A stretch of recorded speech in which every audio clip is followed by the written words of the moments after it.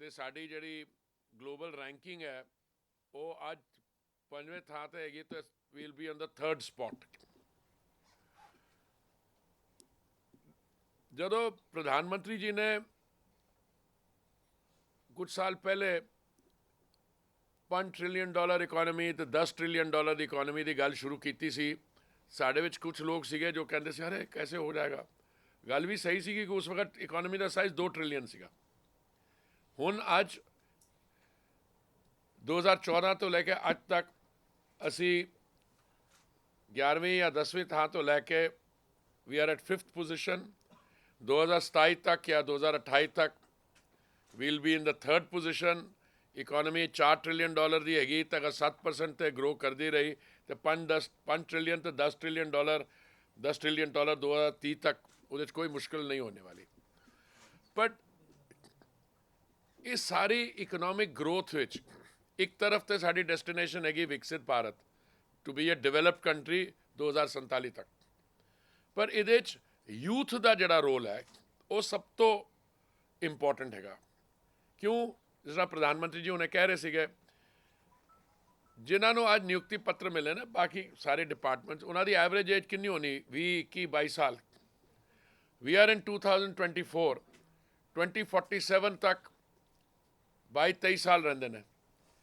So all of these people will be in the prime of their life, in prime of their professional careers, ਜਦੋਂ 2047 ਅਸੀਂ ਵਿਕਸਿਤ ਭਾਰਤ ਹੋਏਗਾ। ਤਾਂ ਮੇਰਾ ਆਪਣਾ ਖਿਆਲ ਹੈ ਨਾ, ਥੋੜ੍ਹਾ ਮੇਰਾ ਐਕਸਪੀਰੀਅੰਸ ਵੀ ਹੈਗਾ ਕਿ ਜਿਹੜਾ ਸਾਡਾ 2047 ਦਾ ਟਾਰਗੇਟ ਹੈ ਮੋਸਟ ਲਾਈਕਲੀ ਉਹ 2047 ਤੋਂ ਪਹਿਲੇ ਹੀ ਹੋ ਜਾਏਗਾ ਨਾ। ਕੋਈ ਗਲੋਬਲ ਲੈਵਲ ਤੇ ਕੋਈ ਡਿਵੈਲਪਡ ਕੰਟਰੀ ਦੀ ਡੈਫੀਨੇਸ਼ਨ ਨਹੀਂ ਹੈਗੀ ਤੁਸੀਂ, ਪਰ ਇਕੋਨਮੀ ਦਾ ਸਾਈਜ਼, ਅਗਰ ਇਕੋਨਮੀ ਦਾ ਸਾਈਜ਼ ਵੱਧਦਾ ਹੈ ਪਰ ਕੈਪੀਟਾ ਇਨਕਮ ਵਧੇਗੀ, ਪਰ ਕੈਪੀਟਾ ਇਨਕਮ ਵਧੇਗੀ ਤੇ ਪਰ ਕੈਪੀਟਾ ਇਨਕਮ ਅੱਜ ਤੋਂ ਲੈ ਕੇ 2040 ਤੱਕ 6 ਗੁਣਾ ਵਧਣੇ ਦੀ ਐਕਸਪੈਕਟੇਸ਼ਨ ਹੈਗੀ। ਤੇ ਅੱਗੇ ਜਾਂਦੇ what will happen, beneficiaries will be the youth. Infrastructure ਤੇ ਜੋ ਪੈਸਾ ਲੱਗ ਰਿਹਾ ਹੈ ਉਹ ਤੇ all those figures are available। ਮੈਂ ਤੁਹਾਨੂੰ I'll be happy to take question। ਪ੍ਰਧਾਨ ਮੰਤਰੀ ਆਵਾਸ ਯੋਜਨਾ 'ਚ 10 ਸਾਲ 'ਚ ਗ੍ਰਾਮੀਣ ਖੇਤਰ ਤੇ ਸ਼ਹਿਰੀ ਖੇਤਰ ਮਿਲਾ ਕੇ 3 ਕਰੋੜ ਆਵਾਸ ਬਣਾਏ, 14 ਕਰੋੜ ਸ਼ੌਚਾਲੇ ਬਣਾਏ, 4 ਕਰੋੜ ਹੋਰ ਆਵਾਸ ਬਣਾਉਣ ਦੀ ਆਲਰੇਡੀ ਡਿਸੀਜ਼ਨ ਲਿੱਤਾ ਗਿਆ। Airports, all that is known, but most important thing is ਅਜੇ ਵੀ ਇੱਕ ਤਰਫ ਤੇ ਐਂਟਰਪ੍ਰੀਨਿਓਰਸ਼ਿਪ ਤੇ ਐਜੂਕੇਸ਼ਨ ਤੇ ਸਕਿੱਲਸ ਤੇ ਜ਼ੋਰ ਹੈਗਾ। ਮੈਂ ਕੁਝ ਆਪਣੇ ਐਡਰੈਸ ਵਿੱਚ ਕੁਝ ਫਿਗਰਸ ਵੀ ਦਿੱਤੇ ਗਏ। 90,000 ਕਰੋੜ ਹਰ ਸਾਲ ਐਂਟਰਪ੍ਰੀਨਿਓਰਸ਼ਿਪ ਤੇ ਸਕਿੱਲਸ ਤੇ ਖਰਚਾ ਕੀਤਾ ਜਾ ਰਿਹਾ। ਜਿਹੜਾ ਸਰਕਾਰੀ ਬਜਟ ਹੈਗਾ ਸਰਕਾਰ ਦਾ, ਕੇਂਦਰੀ ਸਰਕਾਰ ਦਾ 2024 ਤੇ 25 ਵਾਲਾ, ਉਹਦੇ 'ਚ ਕੋਈ 1.5 ਲੱਖ ਕਰੋੜ ਦੀ ਪ੍ਰੋਵੀਜ਼ਨਿੰਗ ਹੈਗੀ ਐਜੂਕੇਸ਼ਨ ਤੇ ਸਕਿੱਲਸ ਵਾਸਤੇ। ਤੇ ਮੈਨੂੰ ਲੱਗਦਾ ਕਿ ਇਹ ਜਿਹੜੀ ਰਫਤਾਰ ਹੈਗੀ 8 ਲੱਖ ਨਿਯੁਕਤੀ ਪੱਤਰ, ਬਾਕੀ ਵੀ ਹੁਣ ਜਿਸ ਤਰ੍ਹਾਂ ਡਾਕਟਰ ਜਤਿੰਦਰ ਸਿੰਘ ਜਿਹੜੇ ਸਾਡੇ ਮੰਤਰੀ ਨੇ DOPT ਦੇ, ਉਹਨਾਂ ਨੇ ਕੰਪੈਰੀਜ਼ਨ ਦਿੱਤਾ ਕਿ ਇਸ 10 ਸਾਲ 'ਚ ਕੀ ਹੋਇਆ ਤੇ ਪਹਿਲੇ 10 ਸਾਲ 'ਚ ਕੀ ਹੋਇਆ। ਤੇ ਜਿਹੜੀ ਸਿਚੁਏਸ਼ਨ ਹੈ ਸਟੇਟਸ ਵਿੱਚ ਵੇਰੀਏਸ਼ਨ ਹੈਗੀ ਆ। ਹੁਣ ਅੱਜ ਜਿਹੜੀਆਂ एम्प्लॉयमेंट लेटर्स यहाँ पे 188 जिसमें से 69 वर विमेन, और ये जो चीफ पोस्ट मास्टर जनरल का ये जो ज्योग्राफिकल एरिया है वो पंजाब और चंडीगढ़ को कवर करता है। हरियाणा और के लिए एक अलग ऐसा ही कार्यक्रम अम्बाला में हो रहा है। तो मैं बस यही आपके लिए कुछ मेरे इंट्रोडक्शन अपनी तरफ से था। आपको तो जानकारी है, but I be happy to take questions, और मुझे पूरा विश्वास है कि आपके जो क्वेश्चंस होंगे सिर्फ इसी विषय पे नहीं होंगे, पर अगर कोशिश करें हम इसी सब्जेक्ट पे रहें तो ज़्यादा अच्छा। But I am happy to take other questions.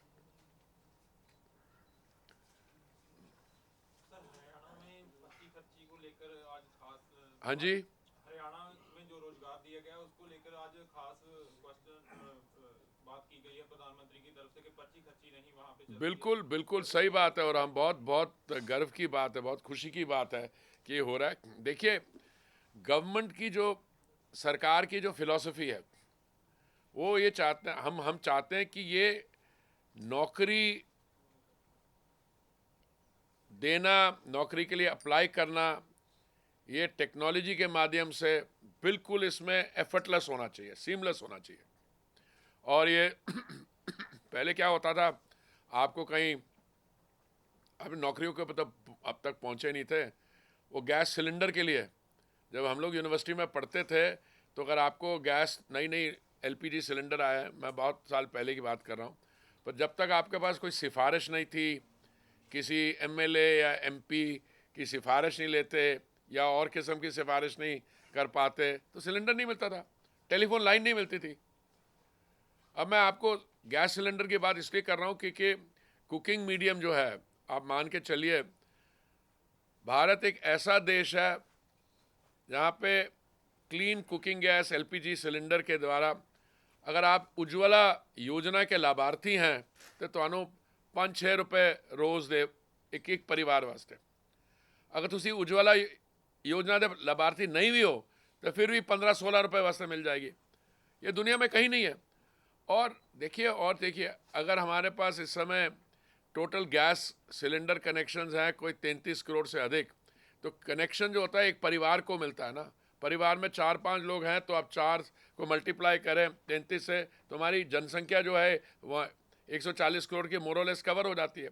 उसके अलावा हम पाइप गैस भी भेज रहे हैं, और पाइप गैस जो है 25% चीपर है।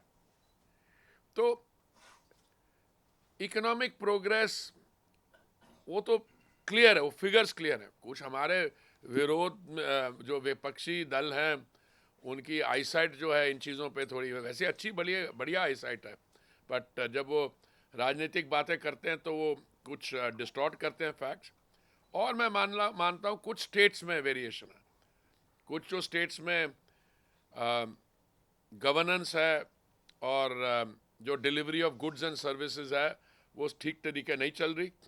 मैं दिल्ली में रहता हूँ, अब देश भर में कुछ ऐसी योजनाएं हैं बहुत ही सफल हैं, जैसे आयुष्मान भारत, जिसके तहत एक परिवार को एक वर्ष, ਤੁਸੀਂ ਕਹੋਗੇ ਪੰਜਾਬੀ ਚੋਂ 5 ਲੱਖ रुपए ਦੀ ਸੁਵਿਧਾ ਮਿਲ ਸਕਦੀ ਹੈ इलाज वास्ते, दवाइयाँ वास्ते, ऑपरेशन, पोस्ट ऑपरेशन केयर वास्ते। वो लागू ही नहीं कर रहे।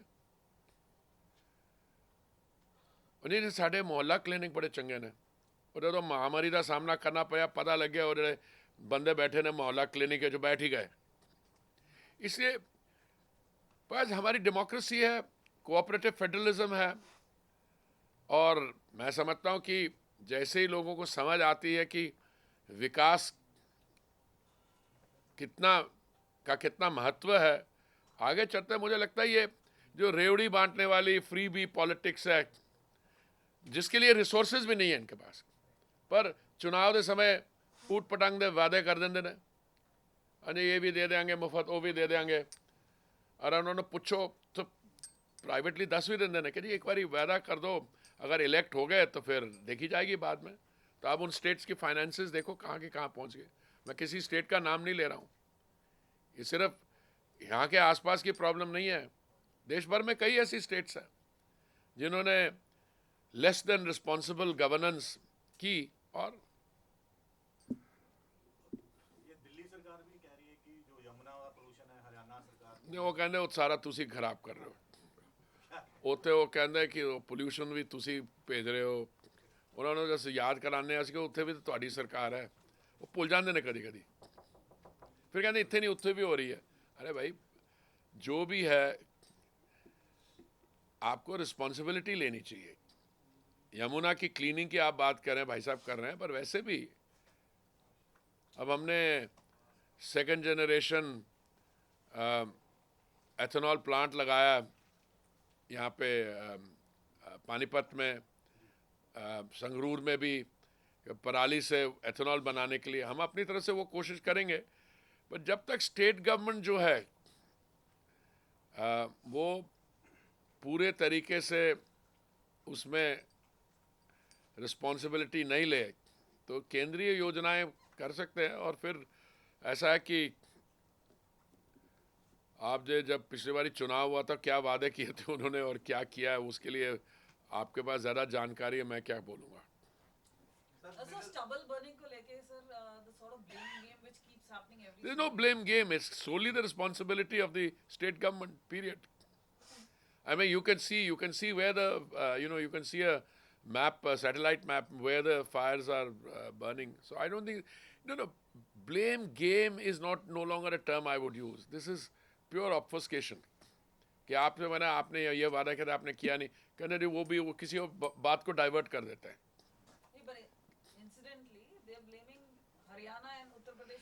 I'm coming to that. I'm coming precisely to that.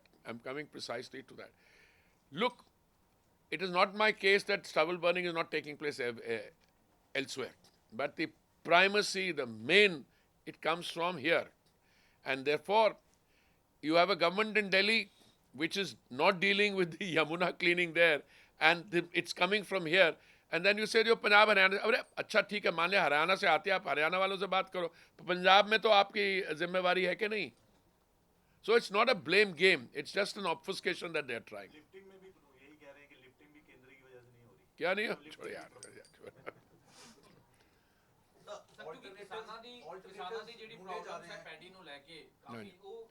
देखिए सेंट्रल गवर्नमेंट ने जहाँ तक हुआ, सेंट्रल गवर्नमेंट एमएसपी भी बढ़ाती गई, सब कुछ करती गई, ओके।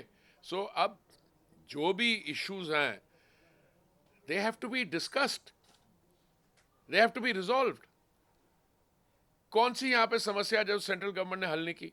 मुझे तो याद है कि उस समय जब ये फार्म लॉज लाए गए थे दिल्ली में, सबने उनका समर्थन किया था।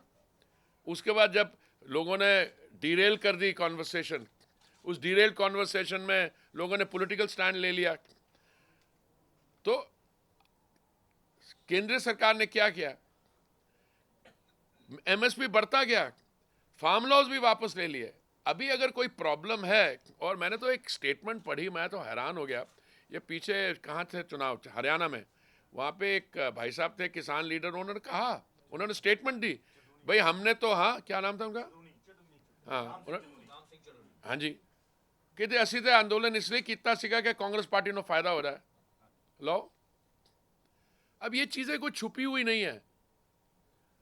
तो मैं हमारी लाइन यही रही है, किसान हमारे भाई हैं, मेहनती लोग हैं, अन्नदाता है, उनके जेन्युइन प्रॉब्लम है सॉल्व करें। हम कभी उसके लिए, अभी सारे एमएसपी के रेट्स देखिए कितने बढ़ गए हैं। सर क्या there is shortage of crude oil, क्योंकि ग्लोबली अभी, और यार there is no shortage of crude oil यार, let me explain to you. Prior to all these developments, the total amount of crude which was produced in the world was, I think, close to 105 million barrels a day. So OPEC Plus, which is a group of producing countries, they voluntarily cut about 5 million barrels or so because they thought, and if you talk to them, they will say, we don't deal with prices. But if you limit the quantity which comes into the market, then you're obviously affecting prices. So what happened is, it came down to 97. And then you have these geopolitical tensions. Geopolitical tensions में क्या होता है कि if, for instance, there is a tension in a particular area, and then you have to oil takes a different route, so the cost of freight goes up, cost of insurance goes up. Typically, how do you calculate the price of a barrel of oil at the bunk? International price of crude, you add to that the cost of insurance, cost of freight, refiner's margin, and then the dealers come in, dealer's margin. And in all that, we still have amongst the lowest prices of petrol and diesel in the world. Why? Because on two occasions, the Honorable Prime Minister, one was November 2021 and the other was May 2022, we reduced the central excise duty. Today there's no shortage of oil. Even today, after all the geopolitical tensions, Iran, Israel, etc., price of oil should be around $72, $73 a barrel. So I think the market is factoring these things in. Now, insofar as prices are concerned, before I go off on another subject, if you compare the prices of petrol and diesel in India and you compare them in the neighboring countries, you find our prices are much lower. In a country which I will not name to the west of where we are, they have to shut off the electricity at 8 o'clock in the evening because उनके पास energy नहीं है. बाकी countries को, श्रीलंका को हमने I think $4 billion की assistance दी है.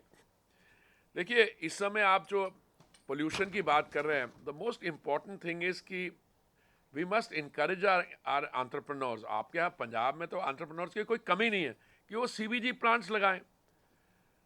Because ऐसा है, हमने जब एथेनॉल बनाना शुरू किया, आज तक एथेनॉल बनाने के से हमने कोई 95,000 करोड़ का इंपोर्ट बिल बचाया. वो 95,000 करोड़ कहाँ गया? हमारे किसान भाइयों को गया. तो आप CBG प्लांट्स बनाए. मुझे दुख ये होता है, देश भर में CBG प्लांट्स बढ़ते जा रहे हैं. अभी उत्तर प्रदेश ने निर्णय लिया कुछ समय पहले 100 बनाएंगे. आपके यहाँ जो CBG प्लांट्स हैं उनको भी चलने में मुश्किल हो रहा है. भाई, CBG प्लांट अगर चलेगा तो फायदा किसको होगा? किसानों को होगा. अगर एथेनॉल प्लांट लगेगा तो किसानों को होगा. तो सारे बायोमास पर चलते हैं. तो जहाँ से फायदा होना चाहिए उस पर हम लोग नहीं कर रहे हैं. मैंने कई चिट्ठी लिखी है माननीय मुख्यमंत्री जी को इस चीज़ के बारे, और हमेशा मेरे को जवाब आता है नहीं हम कर रहे हैं. But on the ground situation है, आपको ये चाहिए इस समय पंजाब को फ्रेश इन्वेस्टमेंट आनी चाहिए एनर्जी में, CBG प्लांट्स लगाने के लिए, एथेनॉल लगाने के लिए. But sir, जिस तरह से widespread protest है against these plants, आपने भी कई आप जैसे बोला- अरे भाई, सारे देश भर में चल रहे हैं. यहाँ पे तो वाइड प्रेस, आपको तो पता लगा ना, किसान लीडर हम प्रोटेस्ट इसलिए कर रहे थे क्योंकि हम कांग्रेस पार्टी को, अगर कांग्रेस पार्टी तो सेकंड जूनियर पार्टनर होगी हर एक स्टेट में, तो हमारे ये जो क्या नाम है भाई साहब का, ये प्रोटेस्ट करते जाएंगे सब जगह. नहीं, आप पॉलिटिकल पार्टी को फायदा होगा, आप बाहर में आके प्रचार करिए. Don't use this as a fig leaf. अब ये कह रहे हैं कि पंजाब में, आप कह रहे हैं कि आप जो बता रही थी कि दे कॉज कैंसर. जर्मनी में 2000 CBG प्लांट्स हैं, वहाँ तो कोई कैंसर का केस नहीं आया. तो ऐसा है कि अगर आप किसी चीज़ का विरोध करना चाहे तो आप ये नहीं सोचते कि आपके पास सही मायने में कोई प्रॉपर जस्टिफिकेशन है विरोध के लिए, आप कर देते हैं. पंजाब में running plants are being shut down. It's a very sad situation. मैं एज अ मिनिस्टर, मेरा आधे से ज़्यादा टाइम लगता है एनर्जी ट्रांजिशन में. सारी स्टेट्स खोलना चाह रहे हैं. जो हमारे पेट्रोल पंप्स हैं वहाँ पे CNG स्टेशन लगवाना चाह रहे हैं.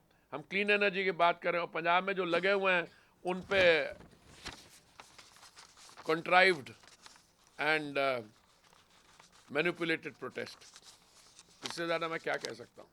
सर, एक क्वेश्चन और भी है लॉ एंड ऑर्डर को लेके. जिस तरह से हमने देखा कि गैंगस्टर टेरर नेटवर्क कितना ज्यादा है. कल मानसा में भी एक ग्रेनेड अटैक हुआ है. That's very unfortunate, very unfortunate. I am a very proud Punjabi. जब मैंने फॉरेन सर्विस ज्वाइन की थी, मैं बात कर रहा हूँ 1974 की, उस समय से लेकर बड़े साल बाद में पंजाब की जो रैंकिंग थी देश भर में, it was right at top. We produce the most hard working people. हमारी percentage of national population hardly 1% plus 2% से नीचे है. और आप देखिए आर्म्ड फोर्सेस में आपकी कंट्रीब्यूशन, गैलेंट्री अवार्ड्स में आपकी कंट्रीब्यूशन, आपकी एग्रीकल्चर में कंट्रीब्यूशन. अब ये क्या करेंगे? हम अपने यूथ को किसी और कंट्री की लेबर सप्लाई, लेबर सिचुएशन को ठीक करने के लिए एक्सपोर्ट कर देंगे? और मैं आपको बताता हूँ, हमारी इकोनॉमी देश की is much better than many of those countries, and they are fast declining. जहाँ पे हम बच्चों को भेजने की कोशिश करते हैं और हमारी बढ़ेगी, सो रिवर्स एक्सोडस भी होगा. बाकी ये जो लॉ एंड ऑर्डर करते हैं, they are a very small percentage, पर ये नैरेटिव ख़राब करते हैं. पर नैरेटिव क्या करते हैं? आप किसी को टेरराइज करोगे तो वो टेरराइज करने वाले तो थोड़े से हैं, पर टेरराइज होने वाले ज़्यादा हैं। ਹਰਜਿੰਦਰ ਸਿੰਘ ਧਾਮੀ ਐਜੀਪੀਸੀ ਦੇ ਪ੍ਰਧਾਨ ਬਣਨ ਤੋਂ ਬਾਅਦ ਇਹ ਗੱਲ ਕਹਿ ਰਹੇ ਨੇ ਕਿ ਬੀਜੇਪੀ ਨੇ ਬੀਬੀ ਜਗੀਰ ਕੌਰ ਦਾ ਸਾਥ ਦਿੱਤਾ ਅਤੇ यार मैं ये SGPC ਦਾ ਡਾਇਲੌਗ 'ਚ ਮੈਂ ਪੈਣਾ ਨਹੀਂ ਚਾਹੁੰਦਾ, ਕਿੰਨੇ ਕਿੱਦਾਂ ਸਾਥ ਦਿੱਤਾ ਨਹੀਂ ਦਿੱਤਾ। I don't want to get into that. मंत्री जी, हरियाणा की बात करें तो 2 दिन से मीडिया में चल रहा है कि लेडीज पुलिस कर्मियों के साथ एक एसपी ने जी एसपी ने क्या किया है?